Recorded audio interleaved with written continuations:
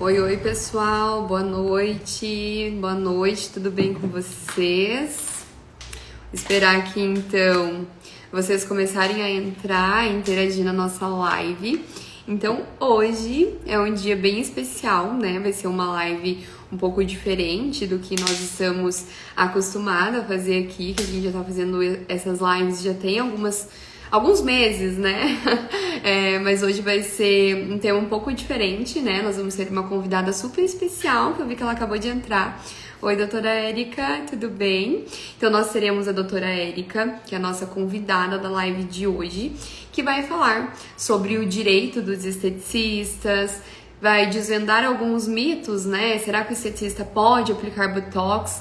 Eu sei que ainda tem muitos esteticistas, né, que tem essa dúvida, tem essa insegurança. Então hoje a gente vai esclarecer tudo isso e vai deixar vocês assim, ó, bem seguras. Inclusive, a doutora Érica vai falar para vocês que nós, esteticistas, somos os profissionais mais capacitados e mais amparados no quesito lei, tá? Então, eu vou chamar aqui, tá? Aqui ao vivo com nós pra gente conversar sobre isso, tá bom? E aí, pessoal, se vocês tiverem qualquer dúvida, tá? Oi, doutora Érica, Oi, tudo tudo bem? bem? Vou colocar um efeito. Se vocês tiverem qualquer dúvida aqui, qualquer pergunta durante a live, vocês podem ir aqui nos perguntando que daí a gente vai esclarecer tudo, né? Vamos esperar só um pouquinho, porque como eu entrei agora, vai notificar também as pessoas do meu Aham, Instagram. esperar o pessoal entrar. Tá bom. Gente, então é isso, ó. Deixa eu falar pra vocês. No dia 12, oi Carol, linda. No dia 12 do 12, tá? Então nós teremos aí a nossa jornada do zero ao Botox, que vai ser um evento assim, ó, incrível, tá? Onde a gente tá reunindo tudo de melhor pra vocês, tá? A gente vai entregar o ouro pra vocês no dia 12. Então, a gente espera vocês lá. Quem ainda não fez a inscrição pro evento, entrem aqui no link do perfil Botox 360 e se inscrevam, que lá vocês vão receber um formulário para vocês preencher tudo certinho, tá bom? Você vai iniciar me fazendo a pergunta Pode principal? ser, aham. Então, o tema da nossa live, tá? É se esteticista pode aplicar Botox. Então, a doutora Érica vai explicar para nós, né, sobre esse tema, vai conduzir aí a nossa live hoje. E vocês fiquem à vontade aí para fazerem perguntas, ok? Boa noite, pessoal. Assim, antes de começar, eu quero explicar algumas questões para você.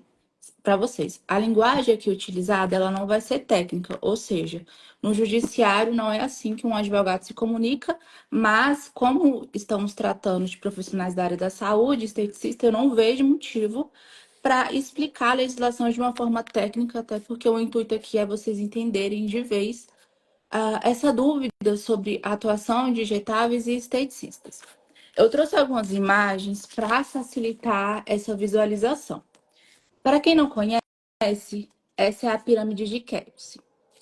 Como na estética também existem ordens prioritárias, no direito também. A gente precisa ter essas normas para entender qual que tem hierarquia melhor. Então, a gente tem a Constituição Federal, a Lei Federal, resoluções, e ela é mais extensa que isso. Após tem mais 10. Só que, para nossa aula, o que importa realmente são essas três. A lei dos esteticistas, ela está na categoria de lei federal e a lei do ato médico também. E para responder essa pergunta, a gente precisa analisar tanto a lei dos esteticistas como a lei do ato médico. Por quê? Na lei do esteticista, lá no seu artigo 1º, ele regulamenta a profissão de esteticista, que é aquela pessoa graduada, técnico estética e técnico estética por direito adquirido. E no parágrafo único, ele esclarece que as atividades descritas no rol da lei de vocês não entra a parte da estética médica. Então, por isso que a gente precisa entender o que é estética médica. No direito, existe algo chamado hermenêutica jurídica, que eu sei que é um nome jurídico, Mas ele basicamente, falando de forma simples, é a forma que a gente interpreta aquela legislação. Então, toda lei, ela tem que ser interpretada conforme o legislador quis repassar para as pessoas. Então, lá no artigo 4 tem um rol, na lei do ato médico, agora nesse momento, tá, pessoal? Ele tem um rol de atos privativos da classe médica. Ou seja, se a lei diz que é privativo da classe médica, ninguém pode atuar. Nem outro profissional da área da saúde, seja esteticista ou seja categoria de estética. E a gente vai lá para o artigo 4 que ele realmente é o mais importante. Se vocês observarem, no artigo 4 do parágrafo 4 são três incisos. Os dois primeiros foram vetados. E eu acredito que a maioria não entende o porque a gente precisa analisar esses artigos vetados. E agora eu vou trazer outra imagem para vocês. Se vocês forem olhar o artigo, ele basicamente é anatomia pura. E antes de explicar, eu quero falar uma questão muito importante. Pode ser que você não entenda muito de anatomia, mas para realizar um procedimento estético, como no caso a toxina botulínica, você precisa entender de anatomia, até porque eu vejo que a maioria, quando tenta debater com a vigilância sanitária, querem debater muito a legislação e ficam nervosos. Mas se vocês forem analisar a lei, ela é puramente anatômica. As palavras, até onde que vai determinado procedimento. Então, se você tem dúvidas realmente qual é a anatomia de tal procedimento, como por exemplo a toxina botulínica, a Patrícia ela vai explicar no curso dela. Então, os incisos vetados, esse primeiro aqui, que se trata da epiderme, ou seja, invasão da epiderme e da derme com produtos químicos. A maioria dos procedimentos que vocês realizam estão entre essa camada aqui, da epiderme, que vai até a derme. Então, o inciso primeiro, ele foi vetado, ele não atinge mais a classe médica, mas ele atinge os profissionais da área da saúde. Então, mesmo que ele seja vetado, a gente utiliza esse veto ao seu favor. E o outro é a derme, né? Entre aqui, a epiderme e a derme. Vocês estão conseguindo ver? Sim, A aqui epiderme e pelo a menos pra mim tá derme. bem bom. Esse daqui também ele foi vetado, que era o quê? A invasão da pele atingindo o tecido subcutâneo para injeção, sucção, punção, infração, drenagem, estilação e cestia, com produtos químicos ou não. Então, aqui vocês estão realizando procedimentos estéticos e aqui é o meio de trabalho de vocês. Injetou aqui, não é invasão. Injetou outro aqui, não é invasão. Tecido. O tecido subcutâneo também não é invasão. Derme, epiderme, inciso primeiro, vetado.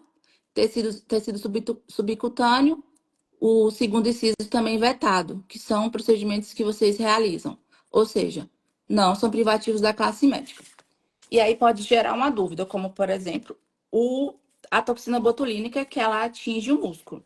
Então, nesse caso, existe proibição, já que nos incisos vetados não diz o músculo? Não, porque a gente precisa analisar o parágrafo 4º em um todo. Porque quando chega aqui nessa parte dos músculos, eu vou pegar essa imagem aqui que é mais clara. Quando chega nessa parte aqui dos músculos, né? A nossa pele, tecido subcutâneo e músculo. Ah, não tá dando pra ver. O músculo, que é onde vocês trabalham. A gente entra dentro do inciso terceiro, que é o quê? A invasão dos orifícios naturais do corpo atingindo o órgão interno. E a aplicação da toxina botulínica, ela geralmente não, ela é injetada no músculo-alvo, no intramuscular, ou na camada mais superficial, que é entre a derme e o tecido subcutâneo. Isso. Ou seja, para analisar se um procedimento é privativo da classe médica, se um procedimento ele atinge o órgão interno ou não, você precisa primeiro entender de autonomia. Autonomia não, Anatomia. anatomia. Você precisa entender de anatomia. Porque a lei, eu sei que a lei, ela tem pode ter palavras complexas, mas o parágrafo quarto, ele é puramente anatômico. Então, a partir do momento que o seu procedimento estético, ele pode até romper orifícios naturais do corpo, porque a pele ela pode ser considerada, mas de forma alguma atinge órgãos internos, que isso sim é privativo da classe médica, tá? Outra questão que a gente tem que analisar, deixa eu ver se tem uma imagem aqui. Outra questão que a gente tem que analisar é que, de fato, o artigo 5º da Lei dos Esteticistas, eles ditam questões de cosméticos. Mas, quando a gente se trata, tá falando sobre esteticista graduado, a gente tem que analisar à luz do artigo 6º, porque o artigo 5º, ele realmente fala da técnica estética por direito adquirido e a técnica estética, e mas, quando eu estou falando de esteticista graduada, eu tenho que analisar o artigo 6º. E o legislador, ele foi muito claro quando ele quando ele afastou somente a estética médica. Então, se fosse um ato privativo da classe médica, a toxina botulínica, nenhum outro profissional poderia realizar. A vigilância sanitária, ela tem um erro muito grande, que é chamar os procedimentos estéticos, injetáveis, subcutâneos e intradérmicos como invasivo. Isso é um erro, isso não tem descrito na lei, não existe na lei também o termo minimamente invasivo. Isso foi criações e no direito, perante o juiz, perante o Ministério Público ou até a Anvisa, a gente segue o que está na própria legislação. Outra questão que a gente precisa analisar é que, de fato, a toxina botulínica é um medicamento. Mas existe uma lista de medicamentos que eles precisam realmente de prescrição médica. Mas a toxina botulínica não é um medicamento que precisa de prescrição médica. Então, é um medicamento que tem a isenção de um médico, né, de um RT médico, prescrever o pedido da toxina botulínica para vocês utilizarem ou até comprar. Isso também é uma falácia da própria vigilância sanitária. Então, para vocês entenderem quando o procedimento ele é permitido para a classe dos esteticistas. Primeiro, ele não pode atingir órgão interno, de forma alguma. A toxina botulínica, ela não... Impossível, né? Impossível. Impossível atingir o órgão interno. Então, ele não é invasivo. O segundo ponto, o medicamento, ele não pode estar no rol de medicamentos que precisam de prescrição médica e a técnica, o aparelho utilizado, ele precisa ser regulamentado perante a vigilância sanitária. E eu sei que a maior dor de vocês realmente são em questões de visita da vigilância sanitária. Mas é porque a gente enxerga realmente só aquilo que a gente vive, que realmente é a sua classe, né? A classe das esteticistas. Mas hoje é o papel da vigilância sanitária, realmente, fazer aquela visita no estabelecimento e verificar se o estabelecimento está seguindo normas sanitárias. Então, hoje, essa perseguição, ela não acontece só com esteticista, como a maioria fala. Tem esteticista que, de fato, nunca recebeu um auto de infração, nunca recebeu uma visita da vigilância sanitária. Tem pessoas que nem graduação têm e atuam na área da estética e nunca recebeu. Como também tem dentistas que recebem, por exemplo, o escritório tem um cliente que é médico e a gente precisa entrar com mandado de segurança por conta da perseguição da vigilância sanitária.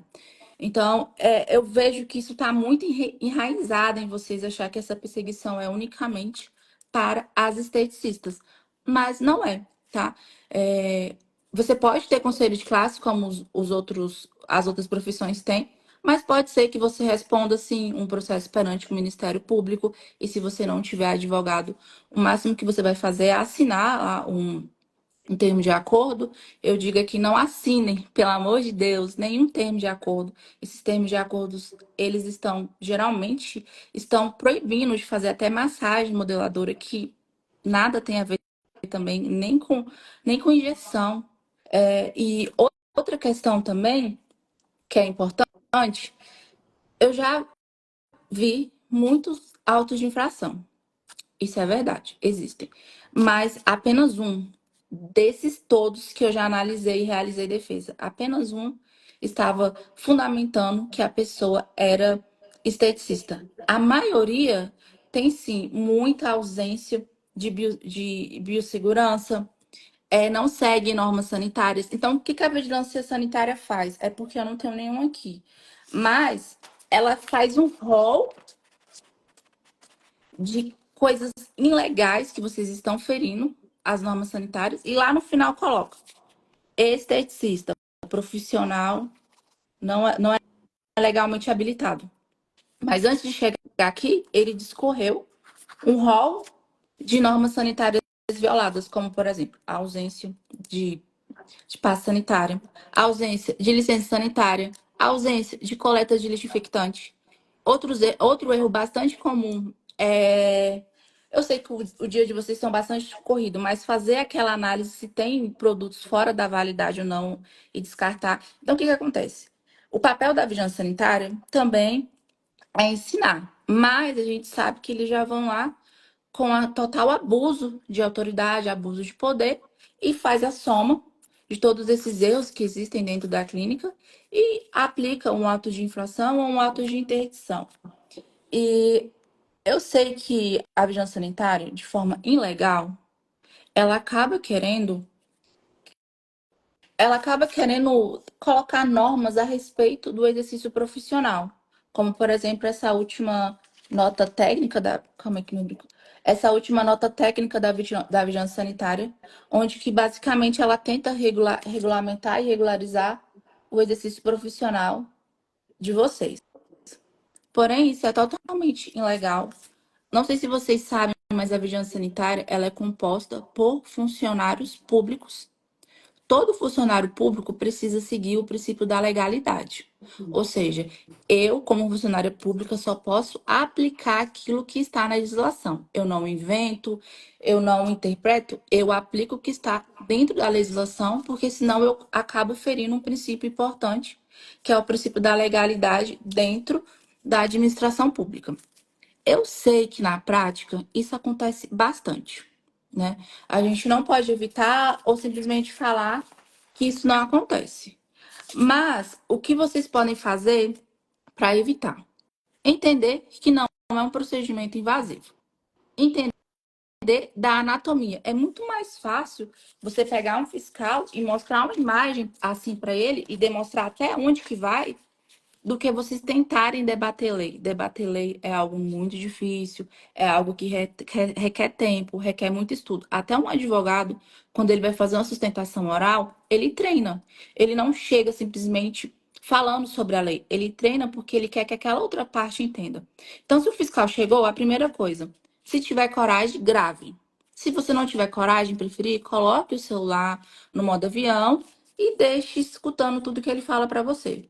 Tenha o seu estabelecimento com as normas sanitárias em dias e, se caso realmente receber algum auto de notificação, ele vai dar um prazo para você regularizar o seu estabelecimento. Mas, com certeza, é melhor se aquele estabelecimento já estiver regularizado. Então, sim, a esteticista, ela pode aplicar toxina botulínica. Por quê? Porque não é um procedimento invasivo, é um procedimento que não atinge órgão interno. Então, não existe proibição legislativa no mundo não, né? No judiciário brasileiro, que proíba esteticista de aplicar toxina botulínica. Mas, sim, eles utilizam dos erros, da ausência de norma sanitária dentro daquele estabelecimento para proibir. Nunca é somente proibição porque ela é esteticista, até porque não compete a eles. O escritório, ele tem uma tese nesse sentido que não é aberta ao público, por quê? Porque sem advogado causa risco. Mas toda vez que a vigilância sanitária tenta impedir somente com esse argumento, o escritório usa dessa tese e encaminha para a pessoa correta, porque lá a gente vai conseguir debater como verdadeiros advogados. Como eu expliquei, quando a pessoa realmente não tem advogado, o máximo que acontece é assinar um termo de proibição. Mas sim, vocês podem aplicar toxina botulínica, vocês podem aplicar injetáveis, subcutâneos, intradérmicos, porque não são procedimentos invasivos.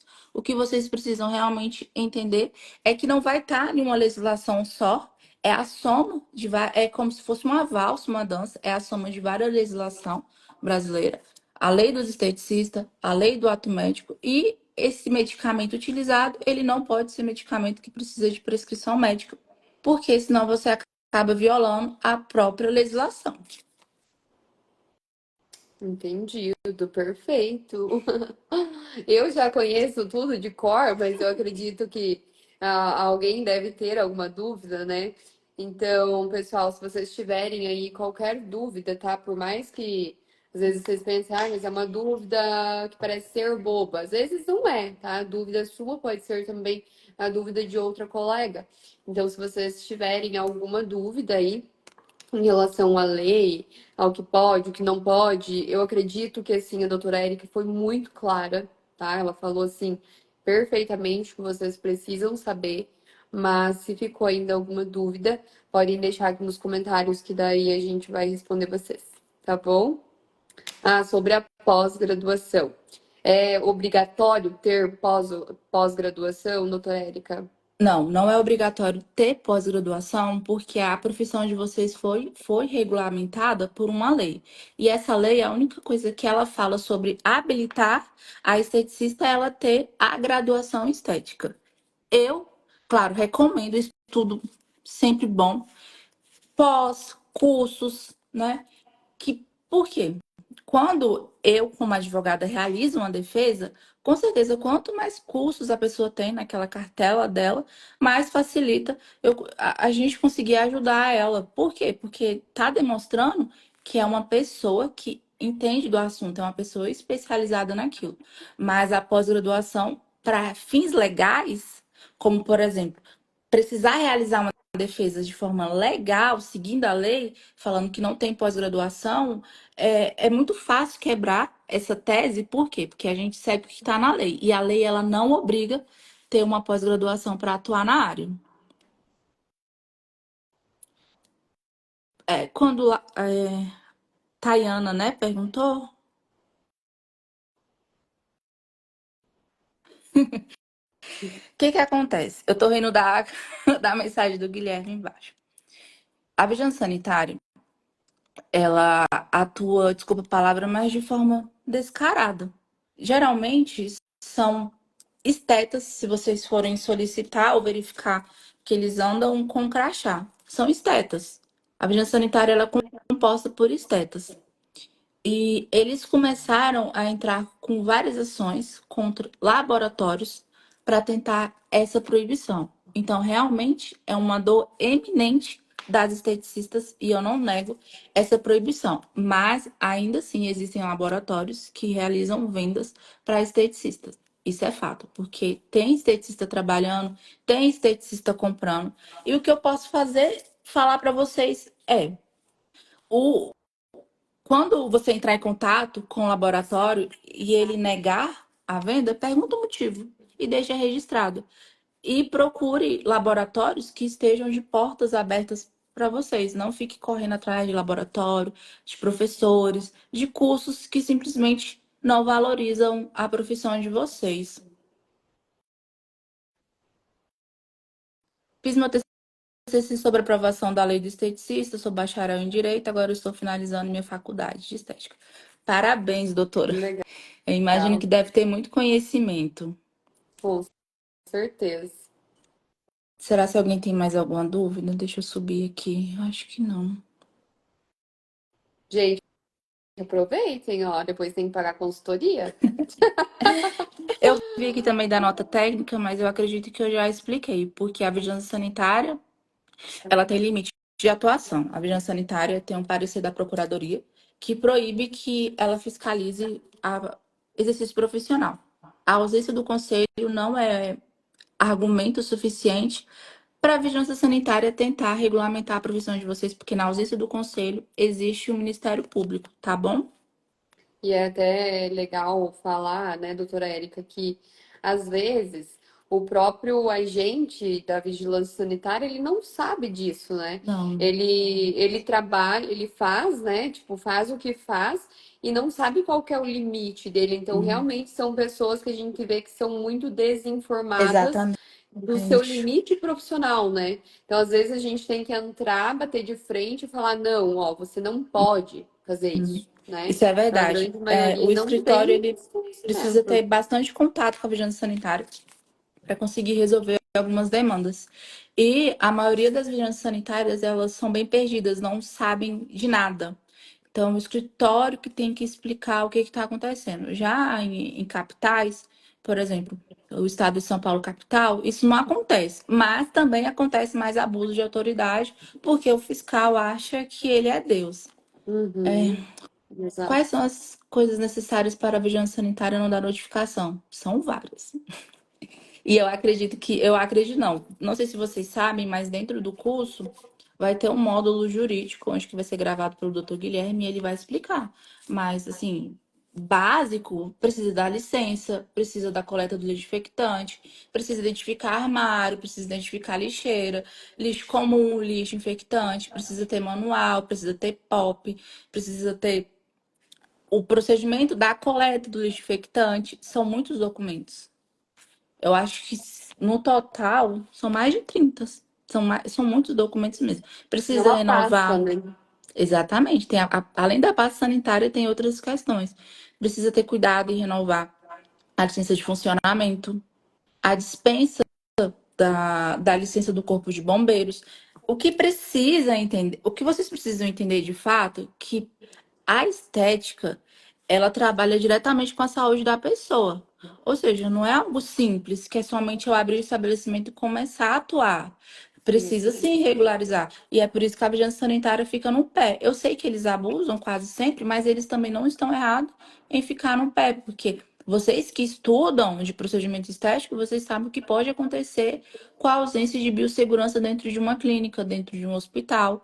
Então, a vigilância sanitária, ela tem esse papel de polícia e ela não está errada. Ela está errada quando ela abusa do poder dela.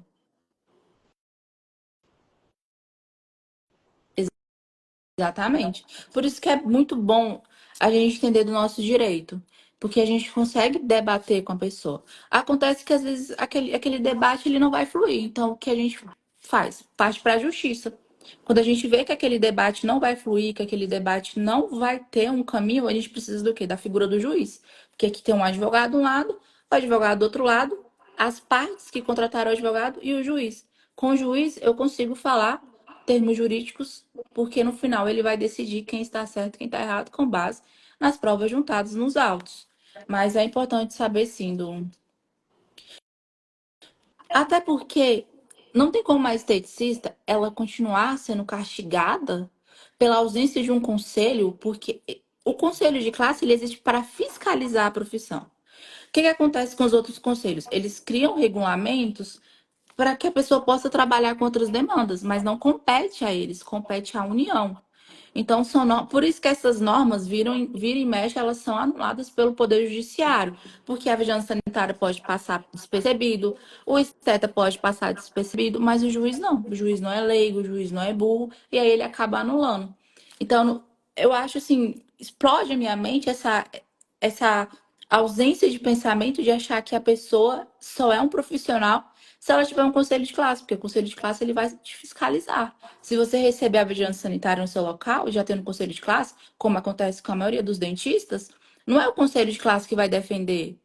Às vezes, você tendo um conselho, você precisa entrar com ações administrativas dentro do seu próprio conselho para debater o quê? Proibição de trabalho. Então, acontece muito, como por exemplo, quem é esteta, que eu sei que não tem nada a ver com o nosso assunto, mas é para vocês entenderem que acontece qualquer profissão, eles brigam pela automodelação dentro do próprio conselho e assim por diante. Então, o conselho de classe, ele serve para fiscalizar.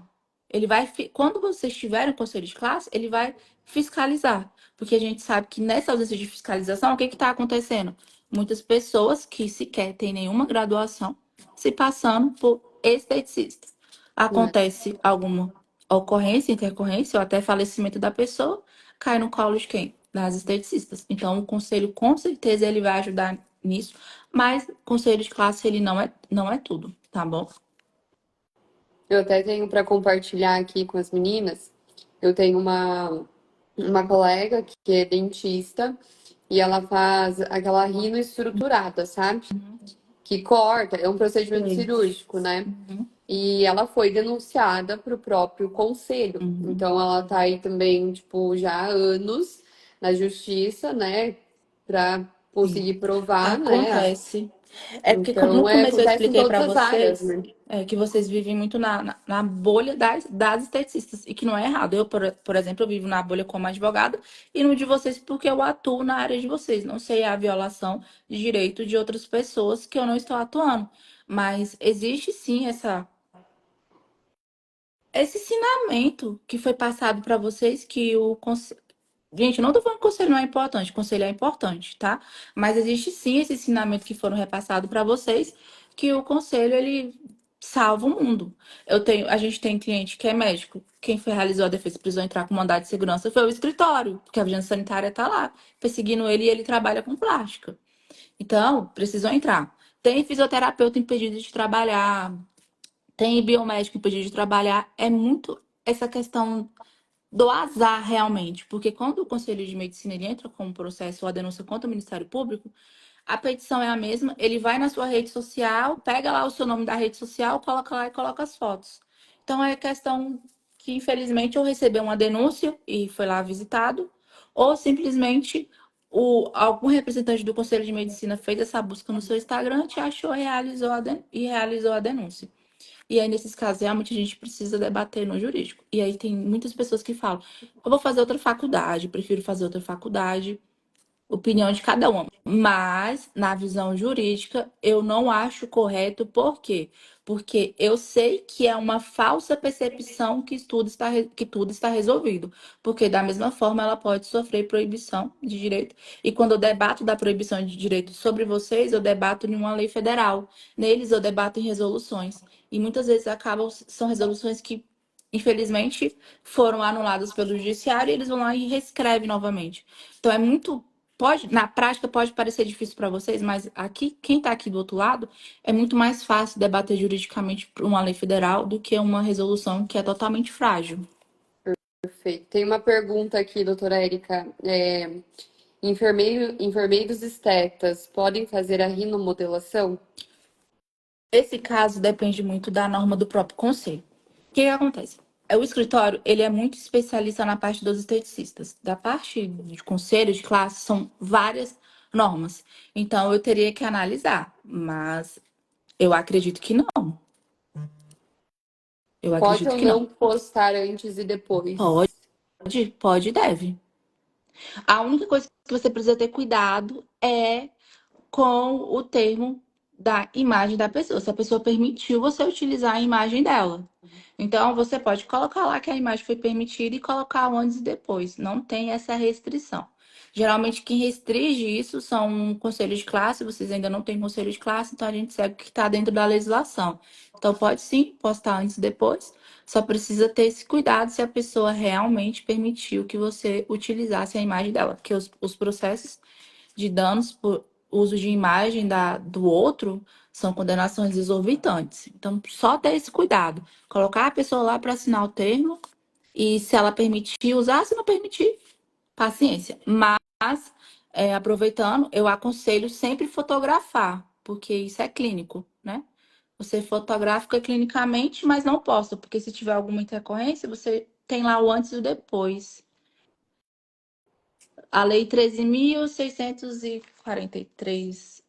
Lei 13.643, Heloísa. Mas como eu expliquei, não é somente ela. É a junção de várias legislações. A lei, Ali a a lei 13.646, ela afastou somente a estética médica. E a estética médica são procedimentos invasivos. Procedimentos invasivos, eles precisam atingir órgãos internos. Os incisos de injeção, sucção, drenagem, insertia, eles foram vetados. Por quê? Porque se fosse privativo da classe médica, ia prejudicar a multidisciplina que precisa existir dentro da saúde. Ou seja, um enfermeiro, um biomédico, ou vocês, o que for, não ia poder utilizar seringas, porque seria privativo da classe médica. Eu sinto muito faculdades, mas olha só, hoje em dia existe muita faculdade que luta pela causa de vocês. É aquilo, escolher faculdade, escolher curso, escolher pós-graduação que luta por vocês, porque é muito triste quando uma faculdade esteticista fica alimentando essa mentira sobre vocês. É triste, é lamentável, é lamentável. Exato. Teve uma pergunta ali sobre postar valores. Na faculdade diz que não, mas vejo um monte postando sobre valores de procedimento. Eu acho que também deve depender do da Do conselho de classe. conselho de classe, É, né? exatamente. Vocês não existe essa proibição, seria mais para marketing, não entra na parte jurídica, porque não tem um conselho de classe que proíbe ou não. A OAB não permite. A OAB Uhum. não permite. Postar valores. É. Então depende do conselho de classe. A legislação de vocês não veda, então fica a critério de vocês a partir do estudo de marketing que vocês têm dentro da clínica. Uhum. Na Perfeito. faculdade diz que não. Diz que não o quê? Do procedimento? Eu acho que ela quis dizer ali dos valores. Você faz faculdade do quê? Qual faculdade que você faz? É estética ou é alguma outra? Eu acho que ela faz estética, mas a gente tem que realmente entender o que está dentro da lei, porque as pessoas inventam demais, interpretam a legislação de forma errada. E para interpretar a legislação, precisa realmente ter um conhecimento jurídico que a gente adquire durante o curso e durante a prática na vida. Ela terminou mesmo, é Uhum. estética. Está na pós. Não existe proibição. Legal. Isso aí. É, Gente, mais alguma dúvida? Deixa eu lembrar então aqui vocês que no dia 12/12 teremos nossa jornada, tá? Do zero ao Botox. Então, para você aí que está na faculdade, está se formando e quer, assim, ó, mudar a sua carreira dentro da toxina botulínica, quer ser um especialista, tá? Com um curso completo, entrem lá no link, se inscrevam, tá? Para nossa jornada, que eu tenho certeza que vocês não vão se arrepender, tá bom? Então, além de todo, né, esse amparo jurídico, né, vocês entenderem realmente, né, para saberem debater, que é super importante, vocês vão ter tudo, tá? Tudo que vocês precisam para iniciar na área. Tá bom? Então, se tiverem mais alguma dúvida, peçam agora, senão nós vamos encerrar lá. Vamos parar de tirar teu tempo, né, doutora Érica? Já descansar, que fala o professor agora ou é cale-se o cálice para para sempre não, sempre. mas é a oportunidade. É Mas eu acho que oportunidade. realmente as dúvidas são bem repetidas no sentido de serem as mesmas, É, né? Por conta de falácias erradas, explicações exato. erradas. Exatamente. Então, Foi isso, então é gente. isso. Vamos finalizar. Obrigada Eu por que vocês. agradeço. Obrigada, doutora Érica, por ter aceitado, ter disponibilizado o teu tempo, que eu sei que é bem corrido, tá? Eu que É, agradeço. E é isso, gente. Obrigada por cada uma de vocês também que estiveram aqui presente. E qualquer dúvida que vocês tiverem também a mais, a gente está aí à disposição no perfil do Botox 360. Então, podem pedir ali que a gente está aqui para ajudar vocês, tá Então bom? tá Então é bom. isso. Boa Tchau. Boa noite, noite. viu? Tchau, Tchau, tchau, tchau. gente. Tchau. Beijos. Beijos.